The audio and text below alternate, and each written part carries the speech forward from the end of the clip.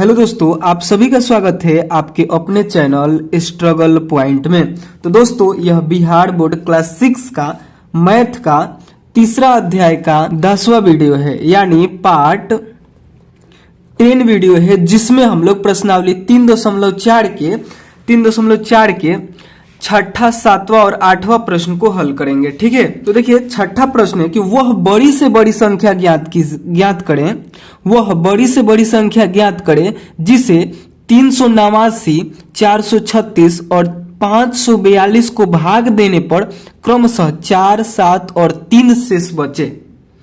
यहाँ पे आपको वैसी संख्या ज्ञात करना है जिससे 389 में भाग दे तो 4 बचे शेष, 436 में उसी संख्या से भाग दे, जो संख्या हम लोग ज्ञात करेंगे उसी से अगर 436 में हम लोग भाग दें तो 7 शेष बचे, और 542 में भाग दें तो 3 शेष बचे। तो आपको बताना है कि वह संख्या कौन सी होगी।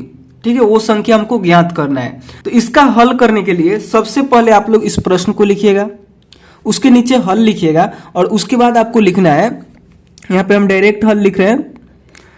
हल में आपको लिखना है 389, और क्या बोला है 389 में से शेष कितना बचना चाहिए? 4। तो पहले हम लोग क्या करेंगे, इसमें से 4 को घटा देंगे। तो 389 में से जब 4 को घटाइएगा तो यहाँ पे आएगा 385। ठीक है, उसके बाद क्या है 436, तो 436 लिखना है, और इसमें कितना शेष बचना चाहिए? तो 7। तो आपको यहाँ पे 7 घटा देना है। तो 436 में से जब 7 को घटाइएगा तो यहाँ पे आएगा 429। ठीक है, उसके बाद है 542, तो यहाँ पे लिखना है 542, और इसमें से शेष कितना बचना चाहिए? 3। तो 3 को घटा दीजिए। जब 542 में से 3 को घटाइएगा तो यहाँ पे आएगा 539। ठीक, उसके बाद हम लोग क्या करेंगे कि यहाँ पे जो ये सब संख्या हम लोग को मिला घटाने के बाद, इसका हम लोग मौसा ज्ञात कर देंगे। मौसा ही क्या होगा? वह सबसे बड़ी संख्या होगी। तो इन तीनों का मौसा आप किसी भी विधि से ज्ञात कर सकते हैं। आप चाहे तो भाग विधि से ज्ञात कीजिए या फिर अभाज्य गुणनखंड विधि से ज्ञात कीजिए। तो हम क्या कर रहे हैं कि इन तीनों का मौसा भाग विधि से ज्ञात कर दे रहे हैं। ठीक है, तो आपको क्या करना है कि इन दोनों को पहले लेना है। ठीक है, एक को आपको क्या कर देना है? भाज्य बनाना है। छोटा वाला को बाहर रखना है, यानी भाजक बनाना है उसे, और बड़ा, इन दोनों में बड़ा कौन है? 429 है। तो इसको क्या कर देना है? आपको भाज्य बनाना है। भाज्य मतलब अंदर रखना है, और भाग देना है 385 से। तो 385 से जब इसमें भाग दीजिएगा तो यह एक बार में कटेगा। एक बार में यहाँ पे आएगा 385, और जब इसको घटाइएगा तो यहाँ पे आएगा 44। और फिर क्या करना है कि ये जो भाजक था इसको भाज्य बना देना है। ठीक है, ये जो भाजक था इसको क्या बनाना है? भाज्य बनाना है, यानी इसको यहाँ पे लिखना है, और फिर जो शेष यहाँ पे आया था 44, इससे इसमें भाग देना है। यह प्रक्रिया तब तक दोहराते रहेंगे जब तक कि 0 ना आ जाए। ठीक है, या किसी न किसी संख्या से कट के 0 आएगा, और जहां पे 0 आएगा वहीं पे छोड़ देंगे। ठीक है, तो देखिए अभी 44 से कटेगा, 44 से इसको हम भाग देंगे तो यहाँ पे एक बार में, 44 से इससे भाग देंगे तो यहाँ पे 8 बार में आएगा 352। 385 में से 352 को घटाइएगा तो यहाँ पे आएगा 33। फिर 33 को यहाँ पे रखना है, शेष को फिर से आपको क्या बना देना है? भाजक बनाना है, और 44 जो यहाँ पे था भाजक, यहाँ पे पुराना वाला जो भाजक था, इसको फिर लाकर यहाँ पे क्या कर देना है? भाज्य बना देना है। भाज्य भाजक ये सब समझ रहे हैं ना आप? देखिए भाग में ऐसे भाग होता है, तो जो यहाँ पे लिखा जाता है इसको हम लोग बोलते हैं भाज्य। जो इधर रहता है इसे हम लोग बोलते हैं भाजक, और जो कटने के बाद यहाँ पे कुछ आता है उसे हम लोग बोलते हैं शेषफल, और जो इधर आता है इसे हम लोग बोलते हैं भागफल। ठीक है, इस बात को आप लोग समझते होंगे, नहीं समझते होंगे तो अभी जान लीजिए। ठीक है, उसके बाद देखिए यहाँ पे क्या है कि यहाँ पे 33 क्या है? 33 भाजक है, और 44 क्या है? भाज्य। तो अब हम लोग इसको भाग देंगे, तो 33 से यह एक बार में यहाँ पे आएगा 33, और जब 44 में से 33 को घटाइएगा तो यहाँ पे आएगा 11, और फिर 11 क्या हो गया? शेष। तो इस शेष को आपको क्या बना देना है? भाजक बनाना है। इस शेष को भाजक बनाना है, यानी 11 शेष है तो इसको भाजक बनाएंगे। तो यहाँ पे ऐसे करेंगे, और उसके बाद यह 33 जो है भाज्य, उसको हम लोग को फिर भाज्य बना देना है। तो यहाँ पे 33 लिखेंगे और ऐसे कटाएंगे। देखिए नाम से उतना मतलब नहीं रखना है, नाम नहीं भी जानते इसको हटा दीजिए, नाम नहीं भी जानते आपको ये प्रोसेस पता होना चाहिए कि जो शेष आ रहा है उससे फिर भाग देना है। जैसे अभी हम 11 से, अब तो ये कटिए जाएगा, देखिए 11 यहाँ 33 हो जाएगा, यहाँ पे 33 यहाँ पे 0 आ गया।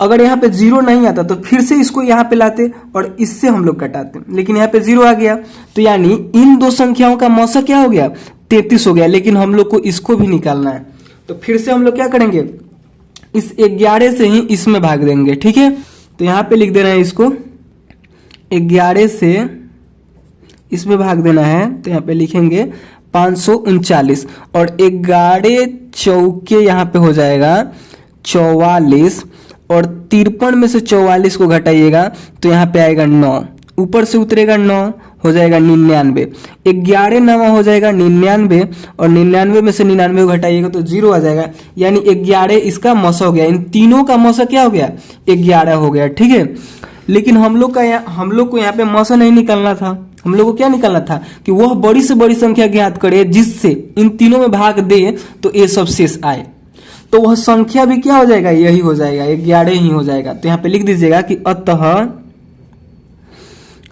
वह बड़ी से बड़ी संख्या 11 है।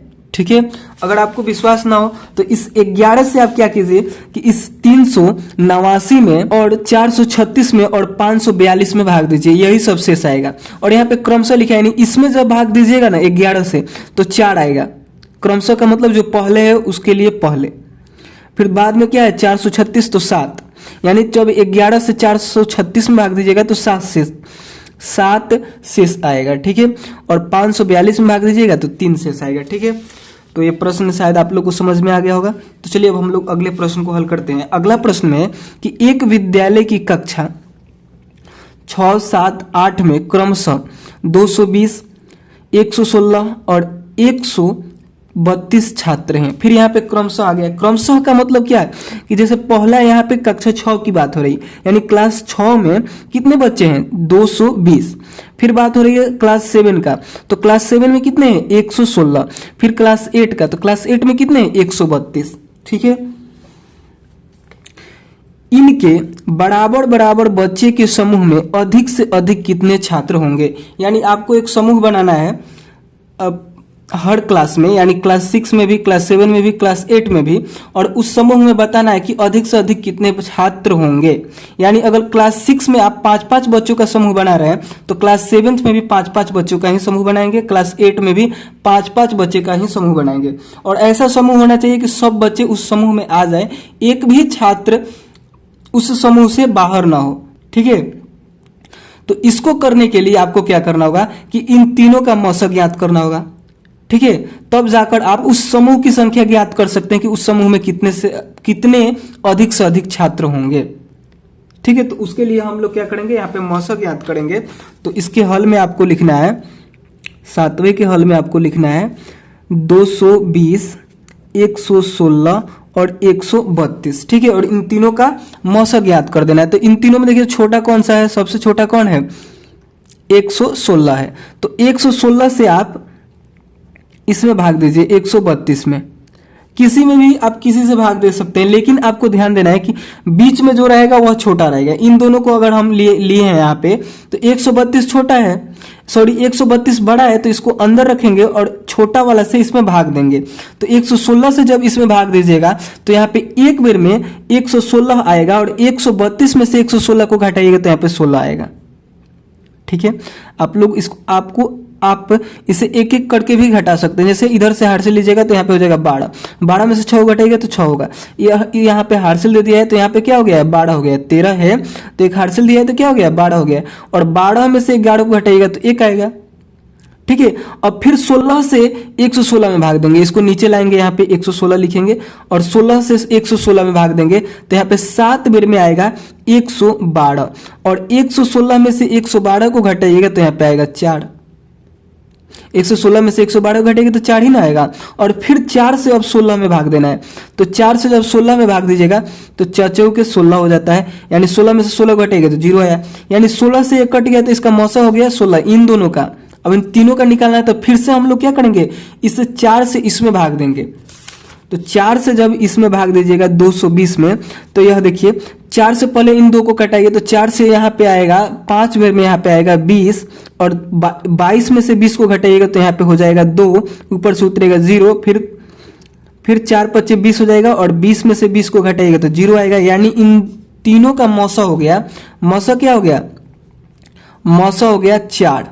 ठीक है, तो वह संख्या क्या है, वह संख्या 4 है। यानी 4 के समूह में अगर बच्चों को रखते हैं तो इन सभी क्लास के बच्चे बराबर बराबर आ जाएंगे। ठीक है, एक भी बच्चा बाहर नहीं निकलेगा। जैसे 16 को 4 के समूह में बांटिएगा तो वह क्या होगा, सभी समूह में ही रहेंगे। अगर 3 में करते हैं तो कम बेस हो जाएगा।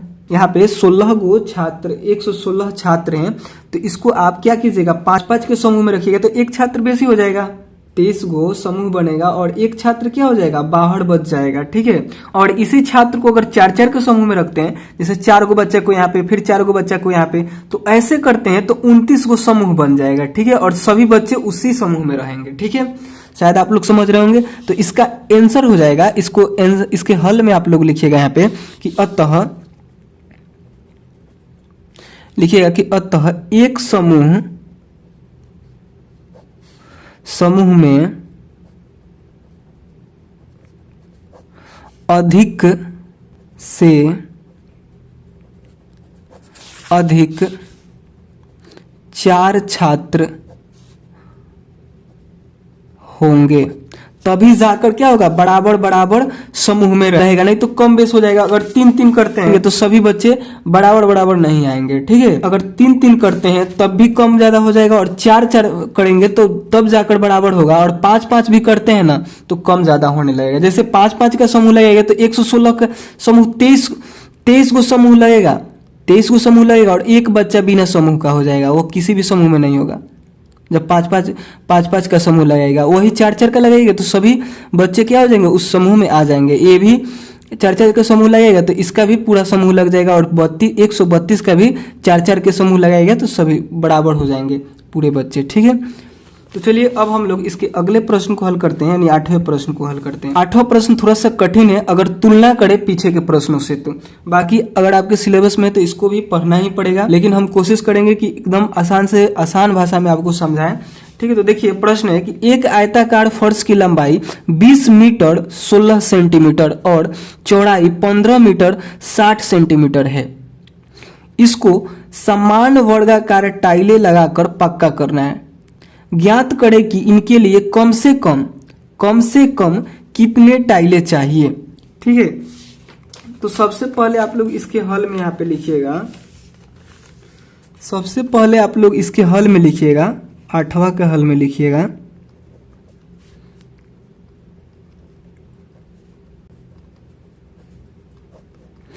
आयताकार फर्श की लंबाई कितना दिया है, तो 20 मीटर बराबर 20 मीटर और 16 सेंटीमीटर। तो इसको आप लोग क्या कीजिए कि या तो मीटर में ही बदल दीजिए दोनों को, या फिर सेंटीमीटर में ही बदल दीजिए दोनों को। तो यहां पे हम क्या करेंगे, एक रफ पेज लेते हैं, यहां पे हम क्या करेंगे कि इस 20 मीटर को सेंटीमीटर में ही बदल देंगे। तो देखिए 1 मीटर बराबर होता है, 1 मीटर बराबर होता है 100 सेंटीमीटर, और 2 मीटर बराबर कितना होता है, तो इसी में हम लोग 2 से गुना कर देते हैं, 100 में ही 2 से हम लोग गुना कर देंगे तो निकल जाएगा कि कितना सेंटीमीटर होगा। यानी 2 मीटर बराबर होता है 200 सेंटीमीटर। ठीक उसी प्रकार यहाँ पे है 20 मीटर, तो 20 मीटर बराबर कितना हो जाएगा, तो 20 से आप 100 में गुना कर दीजिए तो यहाँ पे आ जाएगा 2000, यानी 20 मीटर बराबर हो जाएगा 2000 सेंटीमीटर, और साथ में कितना है 16 सेंटीमीटर भी है, तो इसी में 16 सेंटीमीटर को जोड़ भी दीजिए। तो जब इसको जोड़िएगा यहाँ पे तो यहाँ पे हो जाएगा 2016 सेंटीमीटर, यानी 20 मीटर 16 सेंटीमीटर बराबर सेंटीमीटर में कितना हो जाएगा, तो 2016। तो यहाँ पे लिख दीजिए 2016 सेंटीमीटर। ठीक है, यहाँ तक आपको समझ में आया। यहाँ पे यह मीटर में था और यह सेंटीमीटर में था, तो दोनों को हम सेंटीमीटर में ही बदल दिए हैं। बस इतना ही हम काम किए हैं। उसके बाद यहाँ पे लिखना है आपको कि तथा आयताकार फर्श की जो चौड़ाई है वो कितना है, तो चौड़ाई है 15 मीटर और कितना 60 सेंटीमीटर।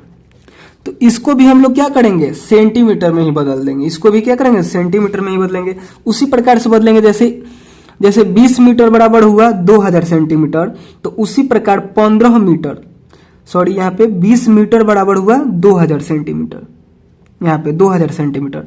तो ठीक उसी प्रकार यहाँ पे 15 मीटर बराबर हो जाएगा 15 गुने 100 सेंटीमीटर। तो जब इसको आपस में गुना कीजिएगा तो यहाँ पे हो जाएगा 1500 सेंटीमीटर, और साथ में कितना है 60 सेंटीमीटर, तो इसको इसमें हम लोग जोड़ेंगे तो यहाँ पे हो जाएगा 1560 सेंटीमीटर। ठीक है, तो यहाँ पे आएगा 1560 सेंटीमीटर।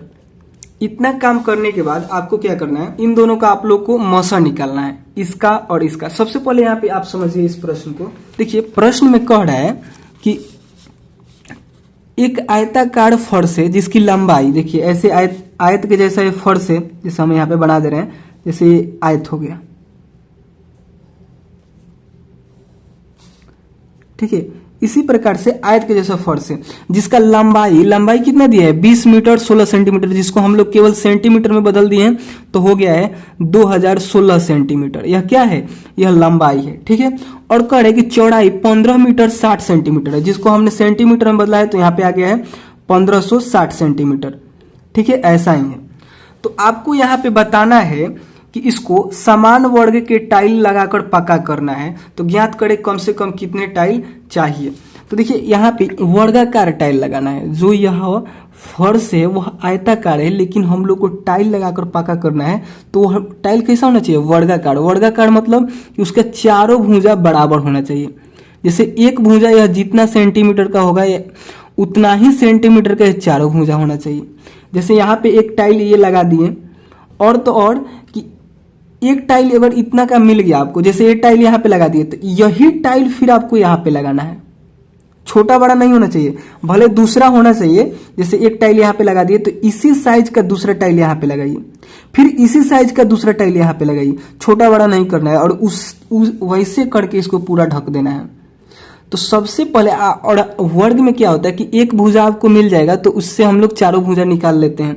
तो हम लोग क्या करेंगे, इन दोनों का मौसा निकालेंगे, तो जो मौसा आएगा वही इसका भुजा होगा टाइल का। ठीक है, तो चलिए हम लोग मौसा निकालते हैं। यहाँ पे इन दोनों का मौसा निकालना है। इन दोनों में बड़ा कौन है, तो बड़ा यह है, तो इसको हम लोग अंदर रखेंगे, यानी 2016 को अंदर रखेंगे और 1560 से इसमें हम लोग भाग देंगे। तो 1560 से जब इसको कटाइएगा तो एक बार में यहाँ पे कटेगा 1560 आएगा। ठीक है, और 2016 में से 1560 को घटाइएगा तो 456 आएगा।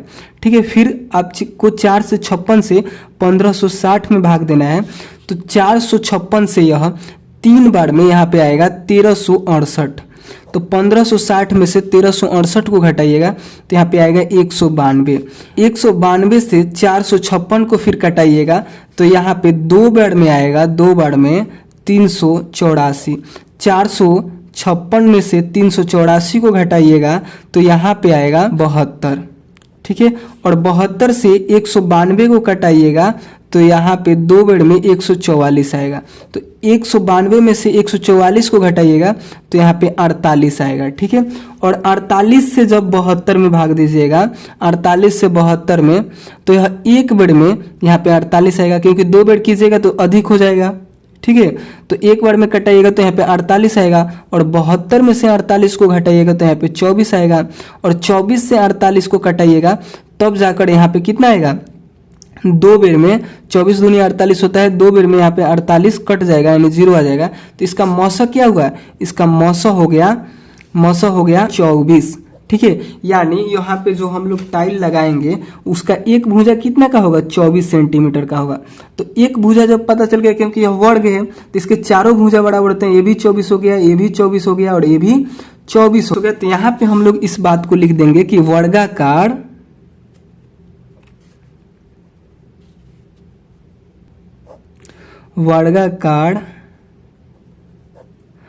टाइले की भुजा बराबर कितना हो गया, 24 सेंटीमीटर। 24 सेंटीमीटर। अगर आप बिना मौसा किए अपने मन से इसका भुजा मान लेते हैं कि 25 सेंटीमीटर का हम लगाएंगे तो वैसे गलत हो जाएगा।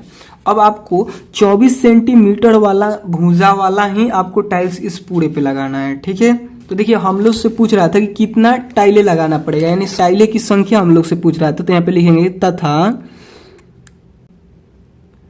टाइलें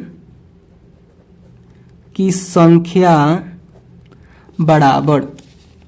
तो देखिए जो फर्श है वह कैसा है, आयताकार है। जो फर्श है वह आयताकार है, यानी आयत के जैसा है। तो आयत का सभी गुण सभी नियम इस पे लागू होगा, ठीक है। और जो टाइल्स हम लोग को लगाना है वह कैसा है, वह वर्गाकार है। तो वर्गाकार है तो इस पे वर्ग के सभी नियम लगेंगे। वर्ग का जो क्षेत्रफल होता है वही लगेगा, वर्ग का जो परिमाप होता है वही लगेगा इस पे, ठीक है। तो यहाँ पे देखिए हम लोग को तो ये पता चल गया है कि यह आयत के जैसा है, और इसका हम लोग को लंबाई भी पता है, चौड़ाई भी पता है, और टाइल्स भी हम लोग को पता चल गया कि वह टाइल्स कितना का होगा, 24 सेंटीमीटर का होगा। तो जैसे हमने यहाँ पे एक टाइल्स रखा, फिर यहाँ पे हमने एक टाइल्स रखा, फिर एक टाइल्स रखा सेम साइज का ही 24 सेंटीमीटर का ही, फिर ऐसे हमने यहाँ पे रखा, फिर ऐसे हमने यहाँ पे रखा, फिर ऐसे हमने यहाँ पे रखा। तो ऐसे करके कब तक यह बढ़ेगा। तो हम लोग क्या करेंगे कि इस पूरा का क्षेत्रफल निकाल लेंगे कि यह जगह कितना है, यह जो फर्श का जगह है वह कितना है, तो उसका हम लोग क्षेत्रफल निकाल लेंगे। और टाइल्स जो है वह कितना जगह घेर रहा है। जैसे एक टाइल्स हमने रखा तो यहाँ पे तो ये जगह ढक लिया इतना, फिर दूसरा रखा उसने भी यहाँ पे इतना जगह ढक लिया, तो इसके बाद तो फिर इधर नहीं रखना है। फिर तीसरा रखा तो इतना जगह ढक लिया, फिर चौथा रखा तो इतना छेका, फिर पांचवा रखा तो इतना छेका, छठा रखा तो इतना छेका। तो हम लोग क्या करेंगे कि इस आयत के क्षेत्रफल में वर्ग के क्षेत्रफल से भाग दे देंगे, तो पता चल जाएगा कि कितना हम लोग इस पे टाइल्स रखेंगे तो यह पूरा भर जाएगा, ठीक है। तो उसके लिए हम लोग यहाँ पे लिखेंगे कि टाइले की संख्या बराबर फर्श का क्षेत्रफल बटे टाइले का क्षेत्रफल, ठीक है। और देखिए फर्श का क्षेत्रफल क्या होगा, क्योंकि फर्श जो है वह आयताकार है, तो आयत का क्षेत्रफल होता है, आयत का क्षेत्रफल क्या होता है, तो आयत का क्षेत्रफल होता है लंबाई गुने चौड़ाई, ठीक है। और जो टाइल्स है वह कैसा है, वह वर्गाकार है, तो वर्ग का क्षेत्रफल क्या होता है, वर्ग का क्षेत्रफल होता है भुजा गुने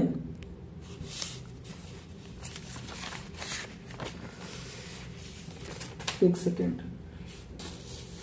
यहाँ पे बता रहे थे कि वर्ग का जो क्षेत्रफल होता है, देखिए यहाँ पे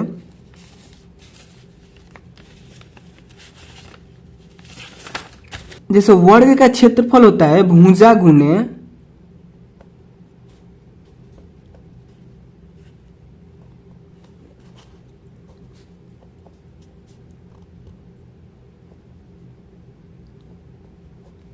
भुजा, ठीक है। यहाँ पे आप लोग इसको सही से लिख लीजिएगा अपने कॉपी में। यहाँ पे थोड़ा सा पेज कम पड़ रहा है इसलिए हम दूसरा पेज यहाँ पे जोड़े हैं, ठीक है। तो देखिए जो फर्श का क्षेत्रफल है, फर्श क्योंकि आयताकार है तो आयत का जो क्षेत्रफल होगा वही फर्श का भी क्षेत्रफल होगा, तो उसका सूत्र होता है लंबाई गुने चौड़ाई, तो लंबाई गुने चौड़ाई लिख दिए। और टाइल्स जो है वर्गाकार है, तो जो वर्ग का क्षेत्रफल होता है वही इस टाइल्स का भी क्षेत्रफल होगा, तो हमने यहाँ पे लिख दिया भुजा गुने भुजा। तो लंबाई क्या है, लंबाई यहाँ पे हम आपको बताए थे 2016, तो यहाँ पे लिखिएगा बराबर आयत का फर्श का लंबाई क्या है 2016 सेंटीमीटर गुने, और चौड़ाई क्या है, चौड़ाई 1560, और बटा में भुजा, एक भुजा कितना निकला है टाइल्स का, तो 24 सेंटीमीटर, तो 24 गुने 24। उसके बाद इसको आपको कटाना है, ठीक है। तो जब इसको आप कटाइएगा तो देखिए यहाँ पे यह 24 से यह 1560 65 बेर में कट जाएगा, और इस 24 से यह 2016 84 बेर में कट जाएगा, ठीक है। 84 बार में कट जाएगा, और इन दोनों को जब आपस में गुना कीजिएगा तो यहाँ पे आएगा 54,060, ठीक है। यानी जो टाइल्स की संख्या होगी, टाइल्स की संख्या वह कितना होगी, 54,060 होगी, 54,060 होगी। देखिए आपके जो पीछे जो उत्तरमाला है उसमें इसका आंसर क्या है, गलत दिया है, ठीक है। एक तो प्रश्न इतना कठिन दे देता है, उसके बाद आंसर भी गलत दे देता है, ठीक है। इसका राइट आंसर यही होगा, ठीक है। पीछे जो उत्तरमाला में जो आंसर दिया है वो गलत है, ठीक है। इसका राइट आंसर यही होगा, यानी कुल टाइल्स जो यह आयताकार यहाँ पे हम आपको बता रहे थे, जो यह आयताकार फर्श है इस पे कुल टाइल्स अगर आप 54,060 लगाते हैं, 54,060 गुड टाइल्स लगाते हैं, तब जाकर यह टाइल्स पूरा ढकेगा, तब जाकर यह पूरा के पूरा फर्श ढकेगा, पूरा के पूरा फर्श ढकेगा, ठीक है। तो इस प्रश्न का ऐसे ही हल करना है, ठीक है। तो बाकी अगर वीडियो पसंद आया हो तो प्लीज लाइक कीजिएगा, और चैनल पे नए होंगे तो प्लीज चैनल को सब्सक्राइब कीजिएगा, ठीक है। अगर इनमें से कोई भी प्रश्न नहीं समझ में आया होगा या फिर कोई भी डाउट होगा तो आप लोग कमेंट करके पूछ लीजिएगा, ठीक है। तो चलिए मिलते हैं अगले वीडियो में, तब तक के लिए बाय दोस्तों।